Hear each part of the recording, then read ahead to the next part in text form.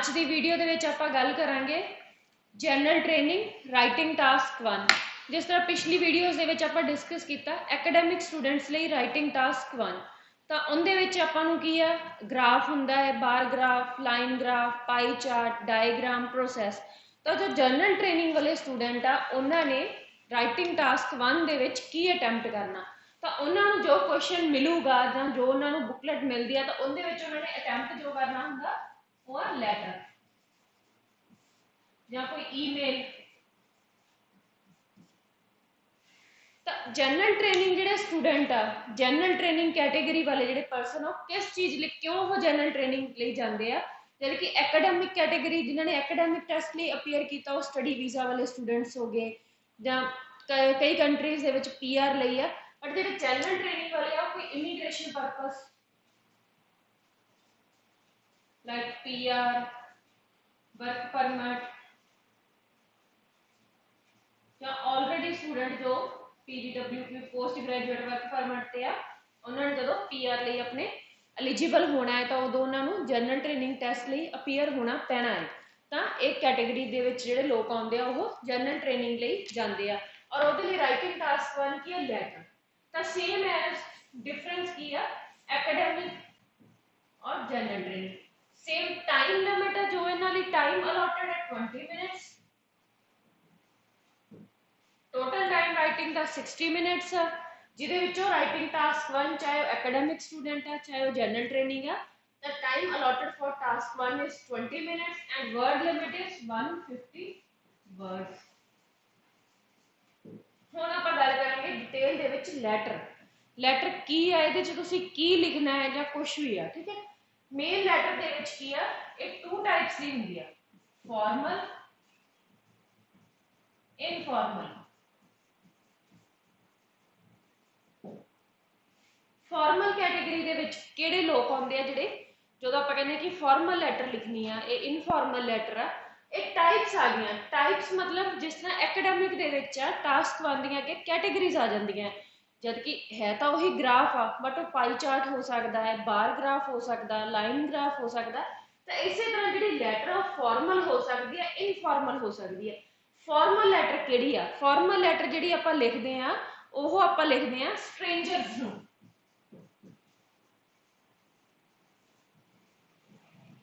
Strangers दे विच कौन है, जिन्होंने तुसी जानते नहीं। फॉर एग्जाम्पल तुसी किसी पुलिस कमिश्नर नूं लिखनी है, ਤੁਸੀਂ ਆਪਣੇ ਏਰੀਆ ਦੇ ਕਿਸੇ MC ਨੂੰ ਲਿਖ ਰਹੇ ਹੋ ਜਾਂ ਕਿਸੇ MP ਨੂੰ ਲਿਖ ਰਹੇ ਹੋ ਜਾਂ ਕਿਸੇ ਹਾਇਰ ਅਥਾਰਟੀ ਪਰਸਨ ਨੂੰ ਲਿਖ ਰਹੇ ਹੋ, ਕਿਸੇ ਨਿਊਜ਼ਪੇਪਰ ਦੇ ਜਿਹੜੇ ਐਡੀਟਰ ਨੂੰ ਲਿਖ ਰਹੇ ਹੋ, ਕਿਸੇ ਮੈਨੇਜਰ ਨੂੰ ਲਿਖ ਰਹੇ ਹੋ, ਤਾਂ ਉਹ ਜਿਹੜਾ ਪਰਸਨ ਆ ਉਹ ਤੁਹਾਨੂੰ ਪਰਸਨਲੀ ਜਾਣਦੇ ਨਹੀਂ, ਤੁਸੀਂ ਉਹਨਾਂ ਨੂੰ ਨਹੀਂ ਜਾਣਦੇ। ਤਾਂ ਉਹਨਾਂ ਨੂੰ ਜਦੋਂ ਤੁਸੀਂ ਲਿਖਣੀ ਆ ਲੈਟਰ ਤਾਂ ਉਹਨੂੰ ਆਪਾਂ ਕਹਿੰਦੇ ਨਾ ਫਾਰਮਲ ਲੈਟਰ। ਤਾਂ ਦੂਸਰੀ ਇਹਦੇ ਵਿੱਚ ਕੈਟੇਗਰੀ ਕੀ ਆ ਜਾਂਦੀ ਹੈ, ਤੁਸੀਂ ਕਿਤੇ ਜੌਬ ਕਰਦੇ ਹੋ, ਤੁਸੀਂ ਬੌਸ ਨੂੰ ਲੈਟਰ ਲਿਖਦੇ ਹੋ, ਤੁਸੀਂ ਆਪਣੇ ਬੌਸ ਨੂੰ ਤਾਂ ਫਰੈਂਕਲੀ ਲੈਟਰ ਨਹੀਂ ਲਿਖ ਸਕਦੇ। ਤਾਂ ਇੱਕ ਜੋ ਲਿਮਿਟੇਸ਼ਨ ਹੁੰਦੀ ਹੈ ਜਾਂ ਰਿਸਟ੍ਰਿਕਸ਼ਨ ਨੂੰ ਤੁਸੀਂ ਧਿਆਨ 'ਚ ਰੱਖ ਕੇ ਲਿਖਦੇ ਆ ਤਾਂ ਉਹਨਾਂ ਕੈਟੇਗਰੀਜ਼ ਦੇ ਵਿੱਚ ਆ ਜਾਂਦੀ ਆ ਫਾਰਮਲ ਲੈਟਰ। ਜਦੋਂ ਆਪਾਂ ਕਿਸੇ ਹਾਇਰ ਅਥਾਰਟੀ ਨੂੰ ਲਿਖਦੇ ਆ ਜਾਂ ਕਿਸੇ ਆਪਾਂ ਹਾਈ ਪੋਜੀਸ਼ਨ ਵਾਲੇ ਨੂੰ ਲਿਖਦੇ ਆ, ਕਿਸੇ ਪ੍ਰਿੰਸੀਪਲ ਨੂੰ ਲਿਖਦੇ ਆ, ਮੈਨੇਜਰ ਨੂੰ ਲਿਖਦੇ ਆ, ਸੁਪਰਵਾਈਜ਼ਰ ਨੂੰ। ਨੈਕਸਟ ਆ ਗਈ ਇਨਫਾਰਮਲ ਲੈਟਰ, ਜਿਹਨੂੰ ਆਪਾਂ ਕਹਿੰਦੇ ਆ ਇਨਫਾਰਮਲ। ਤਾਂ ਇਹਦੇ ਵਿੱਚ ਕਿਹੜੇ ਕੈਟੇਗਰੀ ਦੇ ਵਿੱਚ ਜਿਨ੍ਹਾਂ ਨੂੰ ਲੋਕਾਂ ਨੂੰ ਤੁਸੀਂ ਲਿਖਦੇ, ਇਹਦੇ ਵਿੱਚ ਫਰੈਂਡਸ, फ्रेंड्स थोड़े क्लासमेट्स आ गए और थोड़े फैमिली मैंबर्स,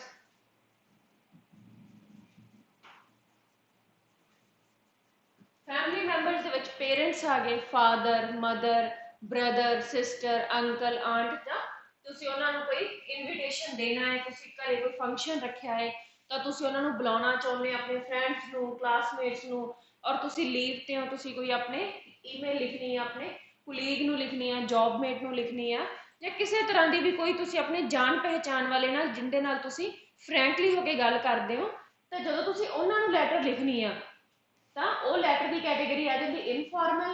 और जो तुसी किसी स्ट्रेंजर नूं जां किसी बॉस नूं जां हायर अथॉरिटी नूं लैटर लिखनी है उन्होंने आपां कहने फॉर्मल लैटर।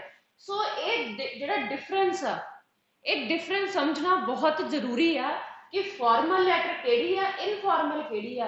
ਮੇਨ ਸਟੂਡੈਂਟਸ ਦੀ ਪ੍ਰੋਬਲਮ ਕੀ ਆਉਂਦੀ ਹੈ ਕਿ ਉਹਨਾਂ ਨੂੰ ਕੈਟੇਗਰੀ ਨਹੀਂ ਸਮਝ ਲੱਗਦੀ ਕਿ ਜਿਹੜੀ ਇਹ ਲੈਟਰ ਆਈ ਹੋਈ ਆ ਇਹ ਫਾਰਮਲ ਲੈਟਰ ਆ ਕਿ ਇਨਫਾਰਮਲ ਲੈਟਰ ਆ। ਉਹ ਕੀ ਕਰਦੇ ਆ ਕਿ ਆਪਣੇ ਵੇ ਦੇ ਅਕੋਰਡਿੰਗ ਲਿਖਦੇ ਆ, ਬਟ ਕੀ ਅਲਟੀਮੇਟਲੀ ਉਹਦੇ ਨਾਲ ਕੀ ਤੁਹਾਡਾ ਬੈਂਡ ਸਕੋਰ ਘਟ ਜਾਂਦਾ ਹੈ। ਤਾਂ ਕੁਝ ਕੁ ਜਿਹੜੇ ਸਟੈਪਸ ਆ ਜਿਹੜੇ ਤੁਸੀਂ ਲੈਟਰ ਲਿਖਣ ਲੱਗਿਆ ਧਿਆਨ 'ਚ ਰੱਖਣੇ ਆ ਕਿ ਜੋ ਵਰਡਸ ਆ ਇਹ ਮੈਂ ਇਨਫਾਰਮਲ 'ਚ ਯੂਜ਼ ਕਰਨੇ ਆ, ਜਾਂ ਇਹ ਮੈਂ ਵਰਡਸ ਆ, ਲਾਈਨਸ ਆ, ਜਾਂ ਕੁਝ ਵੀ ਚੀਜ਼ਾਂ ਇਹ ਮੈਂ ਫਾਰਮਲ ਦੇ ਵਿੱਚ ਯੂਜ਼ ਕਰਨੀਆਂ ਮੈਂ ਨਹੀਂ ਕਰਨੀਆਂ। ਇਹਨਾਂ ਨੂੰ ਹੁਣ ਆਪਾਂ 1 ਬਾਏ 1 ਡਿਸਕਸ ਕਰਾਂਗੇ ਕੀ ਡਿਫਰੈਂਸ ਆ ਫਾਰਮਲ ਲੈਟਰ ਨੂੰ ਅਟੈਂਪਟ ਕਰਨ 'ਚ ਤੇ ਇਨਫਾਰਮਲ ਲੈਟਰ ਨੂੰ ਅਟੈਂਪਟ ਕਰਨ ਦੇ ਵਿੱਚ। ਸੋ ਪਹਿਲਾਂ ਤੁਸੀਂ ਇਹ ਫਰਕ ਰੱਖਣਾ ਧਿਆਨ 'ਚ, ਔਰ ਹੁਣ ਆਪਾਂ ਡਿਸਕਸ ਕਰਦੇ ਇਹਨਾਂ ਦਾ ਡਿਫਰੈਂਸ, ਅਟੈਂਪਟੇਸ਼ਨ ਡਿਫਰੈਂਸ। ਹੁਣ ਆਪਾਂ ਗੱਲ ਕਰਾਂਗੇ ਇਨਫਾਰਮਲ ਔਰ ਫਾਰਮਲ ਲੈਟਰ ਦਾ ਫਾਰਮੈਟ ਕਿੱਦਾਂ ਹੋਣਾ ਚਾਹੀਦਾ, ਕਿੱਦਾਂ ਤੁਸੀਂ ਉਹਨੂੰ ਲਿਖਣਾ ਹੈ। ਤਾਂ ਇਹ ਜਿਹੜਾ ਫਾਰਮੈਟ ਆ, ਤੁਸੀਂ ਅਗਰ ਸੈਲਫ ਪਿਪ ਲਈ ਅਪੀਅਰ ਹੋ ਰਹੇ ਹੋ ਨਾ, ਕਈ ਸਟੂਡੈਂਟ ਕੀ ਆ ਸੈਲਫ ਪਿਪ ਐਗਜ਼ਾਮ ਨੂੰ ਕਲੀਅਰ ਕਰਨਾ ਉਹਨਾਂ ਦਾ ਟਾਰਗੇਟ ਹੁੰਦਾ, ਔਰ ਕਈ ਕੀ ਆ ਆਈਲਟਸ ਤੇ ਫੋਕਸ ਕਰਦੇ ਆ। ਚਾਹੇ ਤੁਸੀਂ ਸੈਲਫ ਪਿਪ ਲਈ ਜਾ ਰਹੇ ਹੋ, ਚਾਹੇ ਤੁਸੀਂ ਆਈਲਟਸ ਲਈ ਜਾ ਰਹੇ ਹੋ, ਤਾਂ ਇਹ ਜਿਹੜੇ ਪੁਆਇੰਟਸ ਆ ਤੁਹਾਡੇ ਲਈ ਬੈਨੀਫੀਸ਼ੀਅਲ ਹੋਣਗੇ ਦੋਨਾਂ ਕੈਟੇਗਰੀਜ਼ ਦੇ ਵਿੱਚ ਹੀ। ਤਾਂ ਸੈਲਫ ਪਿਪ ਦੇ ਵਿੱਚ ਵੀ ਜਿਹੜਾ ਟਾਸਕ 1 ਆ ਉਹ ਲੈਟਰ ਆ, ਔਰ ਸੇਮ ਫਾਰਮਲ ਔਰ ਇਨਫਾਰਮਲ ਆ, ਔਰ ਆਈਲਟਸ ਦੇ ਵਿੱਚ ਵੀ ਉਦਾਂ ਹੀ ਆ। ਹੁਣ ਫਰਸਟ ਥਿੰਗ ਇਜ਼ ਇਨਫਾਰਮਲ ਔਰ ਫਾਰਮਲ ਦੇ ਵਿੱਚ ਫਰਸਟ ਸਟੈਪ ਕੀ ਹੈ ਕੰਟਰੈਕਸ਼ਨਸ। ਇਨਫਾਰਮਲ ਲੈਟਰ ਆ ਜਦੋਂ ਤੁਸੀਂ ਆਪਣੀ ਫੈਮਿਲੀ ਨੂੰ ਲਿਖਣੀ ਆ, ਫਰੈਂਡਸ ਨੂੰ ਲਿਖਣੀ ਆ, ਆਪਣੇ ਕੋਲੀਗਸ ਨੂੰ ਲਿਖਣੀ ਆ, ਤਾਂ ਉਸ ਟਾਈਮ ਤੇ ਤੁਸੀਂ ਕੰਟਰੈਕਸ਼ਨ ਯੂਜ਼ ਕਰ ਸਕਦੇ ਆ। ਕੰਟਰੈਕਸ਼ਨਸ didn't, haven't, but formal letter ਦੇ ਵਿੱਚ no contraction, no contraction। ਕਿਉਂ? ਕਿਉਂਕਿ ਇੱਕ ਤੁਸੀਂ ਕਿਸੇ ਹਾਇਰ ਅਥਾਰਟੀ ਨੂੰ ਲਿਖ ਰਹੇ ਹੋ ਲੈਟਰ, ਕਿਸੇ ਸਟ੍ਰੇਂਜਰ ਨੂੰ ਲਿਖ ਰਹੇ ਹੋ, ਤਾਂ ਉੱਥੇ ਤੁਸੀਂ ਕੰਟਰੈਕਸ਼ਨ ਯੂਜ਼ ਨਹੀਂ ਕਰਨੇ। ਉੱਥੇ ਜੋ ਤੁਸੀਂ ਲੈਟਰ ਲਿਖਣੀ ਹੈ did not, do not, have not, has not, ਤਾਂ ਉੱਥੇ ਤੁਸੀਂ ਕੰਟਰੈਕਸ਼ਨ ਯੂਜ਼ ਨਹੀਂ ਕਰਨੇ। ਕੰਟਰੈਕਸ਼ਨ ਕੀ ਹੈ? ਜਦੋਂ ਉੱਪਰ ਆਪਣਾ ਤੁਸੀਂ ਕੌਮਾ ਕਰਕੇ ਇੱਕ NOT ਇਹਨੂੰ ਇੱਕ ਵਰਡ ਦੇ ਵਿੱਚ ਯੂਜ਼ ਕਰਦੇ ਹੋ, ਤਾਂ ਤੁਸੀਂ ਇਹ ਚੀਜ਼ ਨਹੀਂ ਯੂਜ਼ ਕਰਨੀ, ਸ਼ਾਰਟ ਫਾਰਮ ਨਹੀਂ ਯੂਜ਼ ਕਰਨੀ। didn't, haven't, hasn't, ਤਾਂ ਇਹ ਵਰਡਸ ਨੂੰ ਤੁਸੀਂ ਯੂਜ਼ ਨਹੀਂ ਕਰਨਾ। ਜਦ ਕਿ ਫਾਰਮਲ ਇਨਫਾਰਮਲ ਦੇ ਵਿੱਚ ਯੂਜ਼ ਕਰ ਸਕਦੇ ਹੋ, ਫਾਰਮਲ ਦੇ ਵਿੱਚ ਯੂਜ਼ ਨਹੀਂ ਕਰਨਾ। ਫਾਰਮਲ ਦੇ ਵਿੱਚ ਤੁਸੀਂ ਫੁੱਲ ਵਰਡ, 2 ਵਰਡ ਲਿਖਣੇ, did not, do not, have not। ਤਾਂ ਇਸ ਧਿਆਨ ਤੁਸੀਂ ਰੱਖਣਾ। ਇਹ ਜਿਹੜੀਆਂ ਪ੍ਰੋਬਲਮਸ ਆ ਬਿਲਕੁਲ ਮਾਈਨਰ ਪ੍ਰੋਬਲਮ ਆ, ਸਟੂਡੈਂਟ ਕੀ ਇਸ ਚੀਜ਼ ਤੇ ਫੋਕਸ ਨਹੀਂ ਕਰਦਾ। ਔਰ ਫਾਰਮਲ ਲੈਟਰ ਦੇ ਵਿੱਚ ਵੀ ਉਦਾਂ ਹੀ didn't, haven't, hasn't ਲਿਖੀ ਜਾਂਦਾ ਹੈ, ਔਰ ਇਨਫਾਰਮਲ ਚ ਵੀ। ਤਾਂ ਫਿਰ ਫਰਕ ਕੀ ਰਹਿ ਗਿਆ ਫਾਰਮਲ ਤੇ ਇਨਫਾਰਮਲ ਦੇ ਵਿੱਚ? ਸੇਮ ਤੁਸੀਂ ਵਰਡ ਲਿਖ ਰਹੇ ਹੋ, ਸੇਮ ਤੁਸੀਂ ਪੈਟਰਨ ਫੋਲੋ ਕਰ ਰਹੇ ਹੋ, ਤਾਂ ਜਿਹੜਾ ਫਰਕ ਆ ਉਹ ਕੀ ਹੈ ਤੁਹਾਡੇ ਵਰਡਸ ਤੇ ਡਿਪੈਂਡ ਕਰਦਾ ਕਿ ਕਿੱਥੇ ਤੁਸੀਂ ਸ਼ਾਰਟ ਫਾਰਮ ਯੂਜ਼ ਕਰ ਸਕਦੇ ਹੋ, ਕਿੱਥੇ ਨਹੀਂ ਕਰਨੀ। ਸੋ first thing is contraction. Informal ਦੇ ਵਿੱਚ ਯੂਜ਼ ਕਰ ਸਕਦੇ ਹੋ, ਫਾਰਮਲ ਦੇ ਵਿੱਚ ਨਹੀਂ ਯੂਜ਼ ਕਰਨਾ। ਇਸ ਚੀਜ਼ ਨੂੰ ਸਟਰੋਂਗਲੀ ਯੂਜ਼ ਕਰਨਾ। Second, idioms. Second point is idiom. Idiom ਤੁਸੀਂ ਇਨਫਾਰਮਲ ਦੇ ਵਿੱਚ ਯੂਜ਼ ਕਰਨਾ, ਫਾਰਮਲ ਦੇ ਵਿੱਚ ਈਡੀਅਮ ਨਹੀਂ ਯੂਜ਼ ਕਰਨਾ। ਫਰੈਂਡਸ ਨਾਲ ਗੱਲ ਕਰਦੇ ਹੋ, ਫਰੈਂਕਲੀ ਗੱਲ ਕਰਦੇ ਹੋ, ਫੈਮਿਲੀ ਨਾਲ ਗੱਲ ਕਰਦੇ ਹੋ, ਵੇ ਆਫ ਟਾਕਿੰਗ ਤੁਹਾਡਾ ਅਲੱਗ ਆ। ਆਪਾਂ ਕਿਸੇ ਸਟ੍ਰੇਂਜਰ ਨਾਲ, ਕਿਸੇ ਹਾਇਰ ਪਰਸਨੈਲਿਟੀ ਨਾਲ, ਜਾਂ ਤੁਸੀਂ ਆਪਾਂ ਕਹ ਲਓ ਕਿ ਬਿਜ਼ਨਸ ਮੀਟਿੰਗ ਆ, ਕੋਈ ਬਿਜ਼ਨਸ ਲੈਟਰ ਲਿਖ ਰਹੇ ਹੋ ਤੁਸੀਂ, ਤਾਂ ਕਿਤੋਂ ਕੁਝ ਤੁਸੀਂ ਆਰਡਰ ਕਰ ਰਹੇ ਹੋ, ਤਾਂ ਉਹਨਾਂ ਚੀਜ਼ਾਂ ਦੇ ਵਿੱਚ ਤੁਸੀਂ ਈਡੀਅਮਸ ਯੂਜ਼ ਨਹੀਂ ਕਰਨੇ। ਈਡੀਅਮਸ ਤਾਂ ਉਹ ਕੀ ਹੁੰਦਾ, ਗਰੁੱਪ ਆਫ ਵਰਡਸ ਹੁੰਦਾ ਜਿਨ੍ਹਾਂ ਨੂੰ ਆਪਾਂ ਐਸ ਸੱਚ ਯੂਜ਼ ਕਰ ਸਕਦੇ ਹਾਂ। Piece of cake, this thing is piece of cake for you. Take it easy.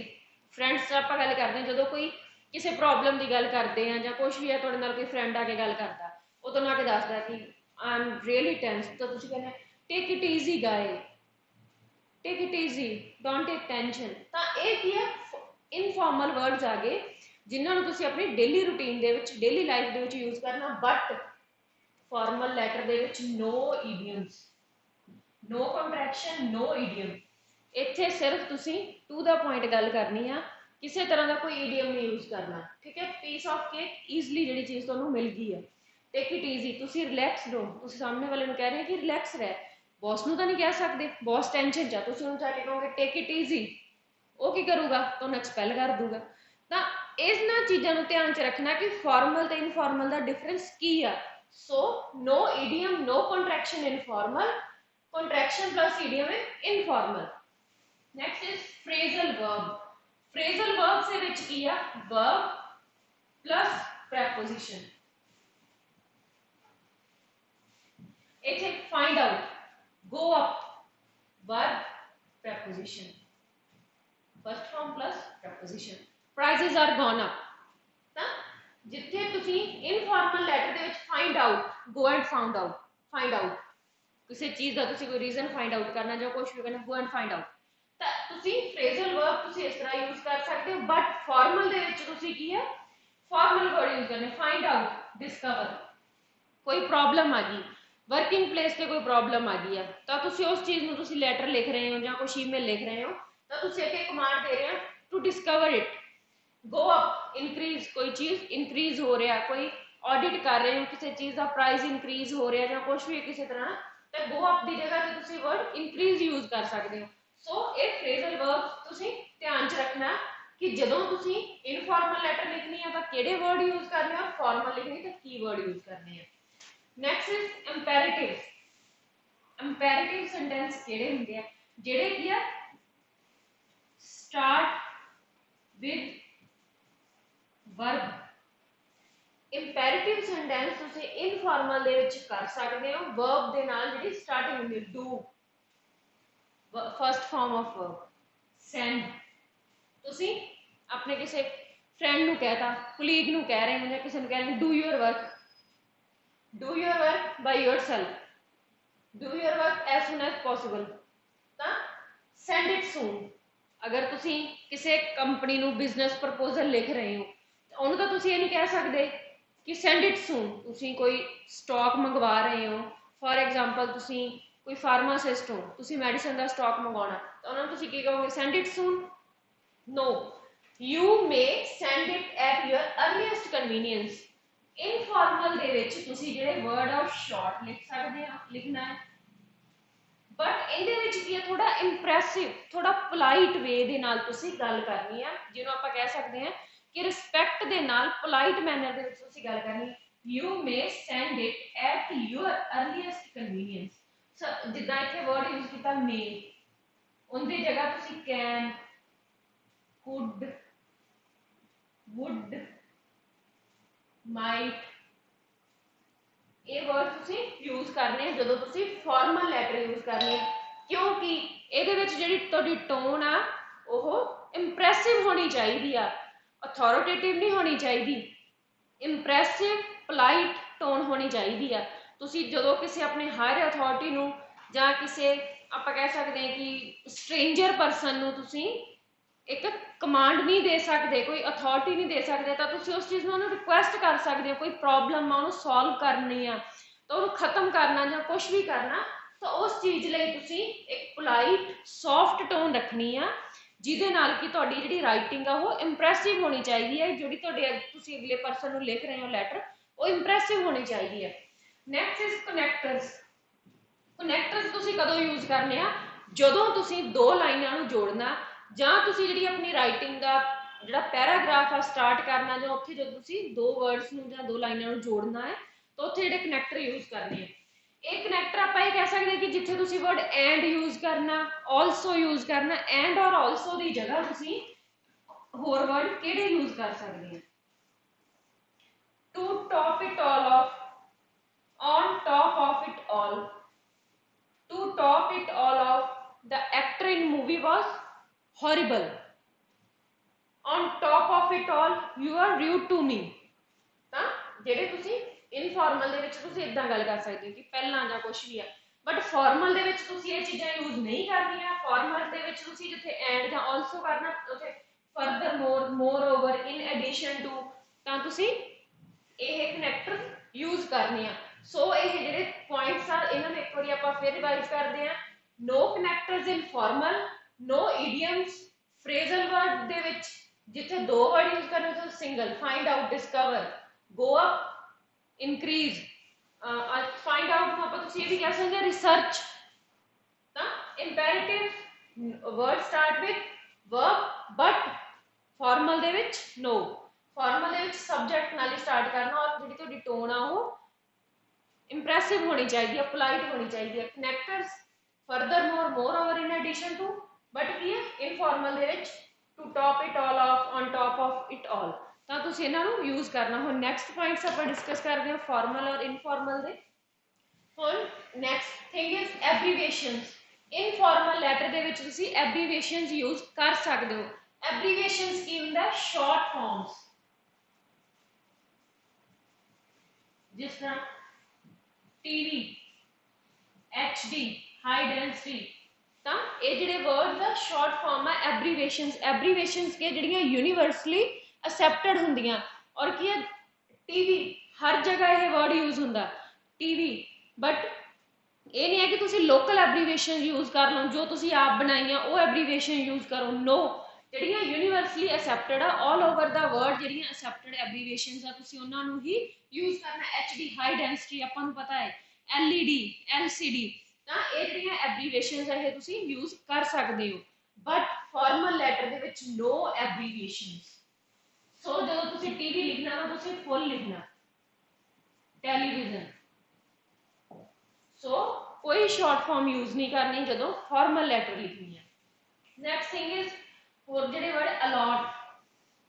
I have a lot of friends, I have a lot of money. तो a lot word की है तुसी इनफॉर्मल दे विच लिखना है। जब कि जो तुसी किसी ज़्यादा चीज़ की गल करते हो, मैनी प्रॉब्लम्स, मैनी इशूज़, तो उत्थे की है फॉर्मल लैटर दे विच तुसी मैनी और मच वर्ड यूज करना। अलॉट की जगह मैनी और मच वर्ड यूज करना। इनफॉर्मल दे विच तुसी अलॉट वर्ड यूज कर सकते हो। This thing is sine of explanation. Explanation ਤਾਂ ਇਸ ਚੀਜ਼ ਨੂੰ ਕਿ ਜਦੋਂ ਤੁਸੀਂ ਬਹੁਤ ਖੁਸ਼ ਹੁੰਨੇ ਹੋ ਜਾਂ ਹੈਰਾਨ ਹੁੰਨੇ ਆ ਤਾਂ ਉਹ ਤੁਸੀਂ ਆਪਣੀ ਲਾਈਨ ਲਿਖਣ ਤੋਂ ਬਾਅਦ ਤੁਸੀਂ ਇਹ ਸਾਈਨ ਨੂੰ ਯੂਜ਼ ਕਰ ਸਕਦੇ ਹੋ। ਬਟ ਫਾਰਮਲ ਦੇ ਵਿੱਚ नो ਸਾਈਨ, ਕੋਈ ਸਾਈਨ ਆਫ ਐਕਸਪਲੇਨੇਸ਼ਨ ਨਹੀਂ ਲਿਖਣਾ। ਐਕਸਕਲੇਮੇਸ਼ਨ ਦਾ ਸਾਈਨ ਤੁਸੀਂ ਸਿਰਫ ਇਨਫਾਰਮਲ ਲੈਟਰ ਦੇ ਵਿੱਚ ਹੀ ਯੂਜ਼ ਕਰਨਾ, जिथे तुसी अलॉट वर्ड यूज कर सकते हैं। But formal they which much, many और नो साइन और symbol. Next thing is common words. Common words की जिहड़े आपां डेली रूटीन दे विच यूज करते हैं।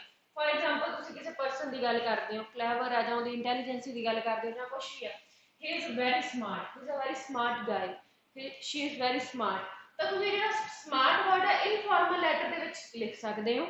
बट जो तुसी किसी पर्सन की इंटैलीजेंस की या क्लैवरनेस की गल करनी है फॉर्मल लैटर के विच तुसी लिखना ही is a very intelligent, she is a very intelligent employ, तो उत्थे तुसी वर्ड यूज करना इंटैलीजेंट।